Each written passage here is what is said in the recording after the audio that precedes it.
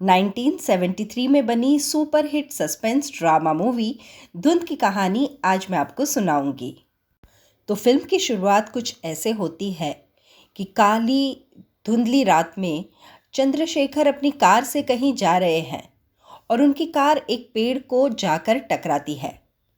Car बंद पड़ने की वजह से चंद्रशेखर पास में ही एक मकान में सहारा मांगने जाते हैं। देखते हैं कि मकान का दरवाज़ा खुला है और आवाज़ देने पर भी कोई नहीं आया तो वो मकान के अंदर जाते हैं। मकान में उनको एक व्हीलचेयर पर आदमी दिखता है जो बहुत बुलाने के बावजूद भी कोई जवाब नहीं देता। चंद्रशेखर उस आदमी के पास जाकर उससे जैसे ही बात करने जाते हैं तो देखते हैं कि वो आदमी गोली लगने की वजह से मर चुका है। चंद्रशेखर देखते हैं कि उस आदमी के पास एक सुंदर लड़की हाथ में पिस्तौल लिए खड़ी है। वो लड़की चंद्रशेखर को बताती है कि वो मरा हुआ आदमी उसका पति ठाकुर रंजीत सिंह है। वो कहती है कि उसने गोली मारकर अपने पति की हत्या की है। वो चंद्रशेखर को पुलिस को फ़ोन करने के लिए कहती है। चंद्रशेखर जैसे ही पुलिस को फ़ोन करने के लिए हाथ में फ़ोन उठाते हैं तभी उन्हें रानी की सिसकियां सुनाई देती हैं और वो रुक जाते हैं। रानी बताती है कि उसका पति ठाकुर रंजीत सिंह एक क्रूर इंसान था। अपने मनोरंजन के लिए वो अक्सर गोली चलाकर अपना दिल बहला लिया करता था और इसीलिए आज गोली चलने पर भी किसी ने भी उसकी आवाज़ नहीं सुनी। उसके पति के साथ झगड़ा होने के बाद हाथापाई में रानी के हाथ से गोली चली और रंजीत मारा गया। चंद्रशेखर को रानी की ये पूरी बात सुनकर उस पर बहुत ज़्यादा दया आई और उसने रानी के साथ मिलकर ये पूरा कत्ल का मामला एक चोरी के मामले में तब्दील करने का फैसला किया।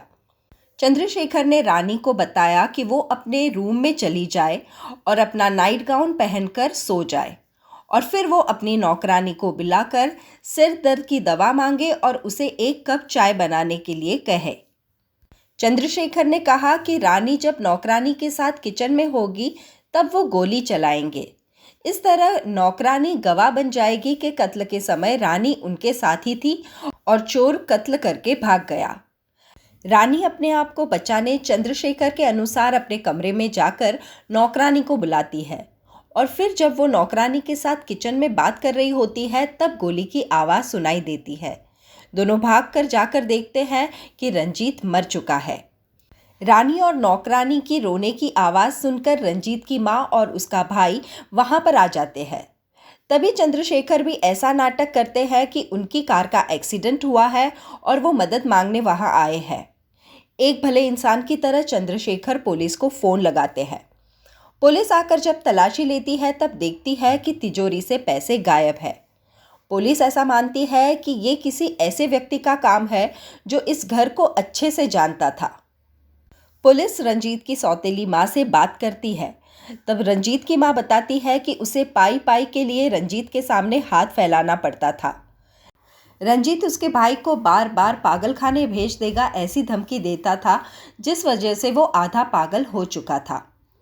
पुलिस जब चंद्रशेखर से पूछताछ करती है तब चंद्रशेखर बताते हैं कि जब वो उस मकान में दाखिल हो रहे थे तब एक काले कोट पहने आदमी उनसे टकराया था जिसके हाथ से पिस्तौल गिर गई थी, लेकिन धुंध की वजह से वो उस आदमी का चेहरा साफ नहीं देख पाए। पुलिस को क्राइम सीन पर कुछ महत्वपूर्ण सुराग मिलते हैं। रंजीत की पॉकेट वॉच, एक सिगार रखने की खाली डिब्बी, साथ में ही टी ट्रे जिस पर किसी अनजान व्यक्ति के हाथों के निशान थे। रंजीत की अलमारी से एक लड़की की तस्वीर मिलती है जिस पर लिखा होता है किरण। पुलिस घर की और छानबीन करते हैं तब उन्हें पता चलता है कि रंजीत का नौकर बाकेलाल घर पर नहीं है। जब वो बाकेलाल से मिलकर उससे इंक्वायरी करते हैं तब उन्हें पता चलता है कि सुरेश रानी और रंजीत के बहुत अच्छे दोस्त हैं। सुरेश एक बहुत बड़े लॉयर है और वो रोज रंजीत से मिलने आते थे। बाकेलाल पुलिस को बताता है कि सुरेश और रानी के बीच अफेयर चल रहा है। पुलिस को चाय की ट्रे पर मिले उंगलियों के निशान सुरेश के ही निकलते हैं।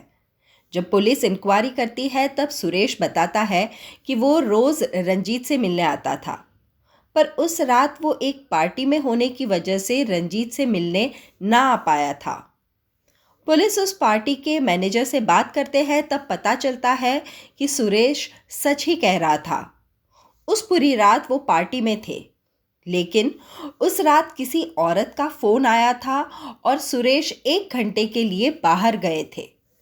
जब बाकेलाल से पुलिस छानबीन करती है तब बाकेलाल बताता है कि उसका मालिक इतना घटिया इंसान था कि कोई भी उसका खून कर देता।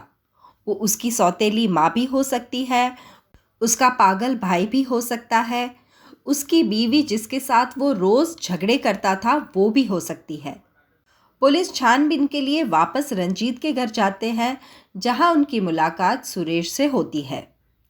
सुरेश पुलिस को सिगार ऑफर करता है, तब पुलिस को इस बात का पता चल जाता है कि रंजीत की लाश के पास पड़ी सिगार सुरेश की ही है।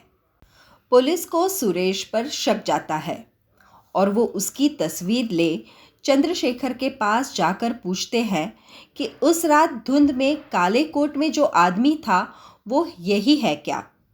तब चंद्रशेखर बताते हैं कि धुंध की वजह से उन्हें पता ही नहीं चला कि वो कौन आदमी था। और फिर चंद्रशेखर रानी से मिलते हैं और ये बताते हैं कि पुलिस उनकी कहानी जो बिल्कुल गलत है उसको रंगरूप दे रही है। चंद्रशेखर रानी को बताते हैं कि रंजीत की मौत का शक पुलिस को किसी लॉयर जो पॉलिटिक्स पार्टी में ज्वाइन करने वाले हैं उन पर है। ये बात सुनकर रानी परेशान हो जाती है और सुरेश की तस्वीर देखने के बाद वो बिल्कुल उसे पहचान जाती है। और फिर रानी अपनी कहानी बताती है कि एक दिन अपने पति रंजीत के झगड़ालू स्वभाव से तंग आकर वो पहाड़ से छलांग मार खुदकुशी करने वाली होती है। तब सुरेश उसकी जान बचाता है। सुरेश रानी को जब घर छोड़ने जाता है तब उसकी मुलाकात रंजीत से होती है। रंजीत और सुरेश में काफ़ी अच्छी दोस्ती हो जाती है और वो दोनों रोज शतरंज का खेल खेलते हैं। रानी का झुकाव सुरेश के प्रति बढ़ता जाता है और दोनों में प्यार हो जाता है। ये बात किसी तरह रंजीत को पता चल जाती है और गुस्से में बौखलाकर वो सुरेश का पॉलिटिक्स करियर बर्बाद कर देगा ऐसी धमकी देता है। उस रात सुरेश अपनी पार्टी में बिजी होता है और रानी अपने घर पर। रानी जब रात को नहा रही होती है तब उसे रंजीत और सुरेश की चिल्लाने की आवाज़ आती है, लेकिन थोड़ी ही देर में वो आवाज़ बंद हो जाती है। थोड़ी देर के बाद वापस रानी को किसी के ज़ोर ज़ोर से चिल्लाने की आवाज़ आती है, लेकिन उसी समय प्लेन के गुजरने की वजह से वो आवाज़ दब जाती है। रानी फटाफट तैयार होकर रंजीत के पास जाकर उसे देखती है कि वो गुस्से में बौखलाया हुआ है और वो रानी पर हमला कर देता है। झपटा झपटी में गोली चल जाती है और रंजीत की मौत हो जाती है।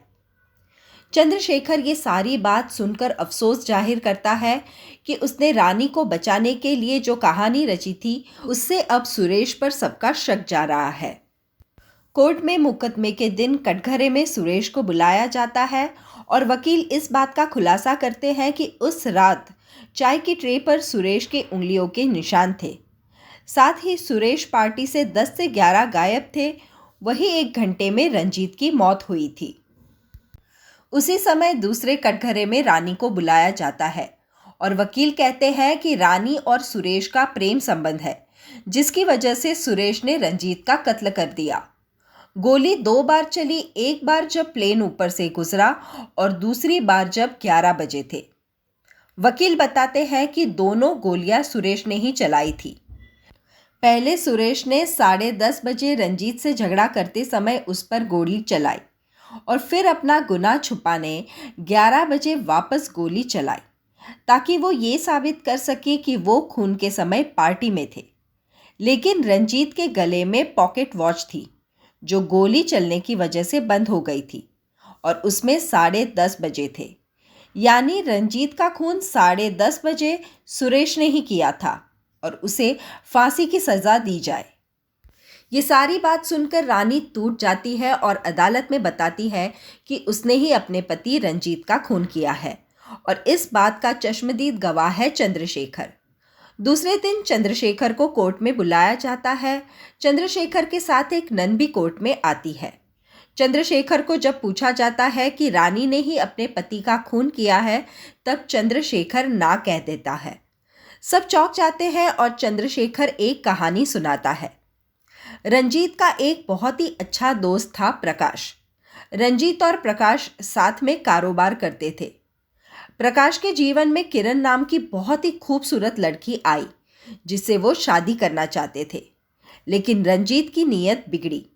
उसने गलत इल्जाम लगाकर प्रकाश को जेल भेजा और उसी समय के दौरान किरण के साथ जबरदस्ती की। किरण शर्मिंदगी के कारण आत्महत्या कर बैठी। उसी प्रकाश ने अपने प्यार का बदला लेने रंजीत की हत्या की है। चंद्रशेखर की बात सुनकर सब चौंक जाते हैं। तब चंद्रशेखर बताता है कि वो ही खुद प्रकाश है और उनकी किरण को खुदकुशी करने से भगवान ने बचा लिया तो वो नन बन गई है। फिर उसने बताया कि जेल से छूटने के बाद वो रंजीत से बदला लेने उसके घर गए, जहां जाकर उसने देखा कि रंजीत अपाहिज हो गया है और मौत से भी बदतर उसकी हालत है। उसकी हालत देखने के बाद प्रकाश ने उसके ऊपर थूक दिया और उसे अपाहिज हालत में ही वहां पर छोड़ दिया। रंजीत के सर पर खून सवार था। उसके हाथ में पिस्तौल थी, जो उसने प्रकाश को गोली मारने के लिए उठाई। उसी हाथापाई में प्रकाश के हाथ से गोली चली और रंजीत की मौत हो गई। प्रकाश बत्ती बंद कर वहां से निकल गया, लेकिन रास्ते में उसे याद आया कि उसका बटुआ वहां रह गया है। उसका बटुआ उसे फांसी के फंदे तक पहुंचा सकता था।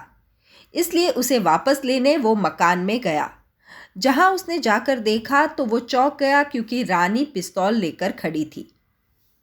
चंद्रशेखर यानी प्रकाश अपना सब कुछ खो चुका था, लेकिन अब वो बेगुनाह रानी और सुरेश की जिंदगी बर्बाद नहीं करना चाहता था। इसलिए उसने अपना गुनाह कबूल कर लिया।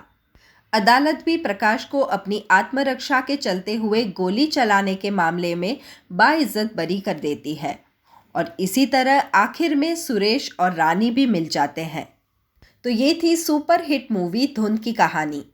ऐसी ही नई पुरानी हिंदी मूवीज़ की कहानियों के लिए please do subscribe to my channel popcorn time with Vandana. धन्यवाद।